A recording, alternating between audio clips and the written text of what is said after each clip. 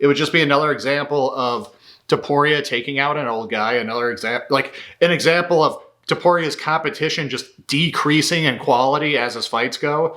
Because you could really argue, like, it was best with Volk. Holloway's not as good as Volk. Oliveira's not as good as Holloway, you could argue. And Gaethje's not as good as Oliveira. It's like, it's just getting easier and easier. And that's not to say that Paddy is better than those guys either, but at least Paddy is in his prime. At least he's a fucking huge lightweight.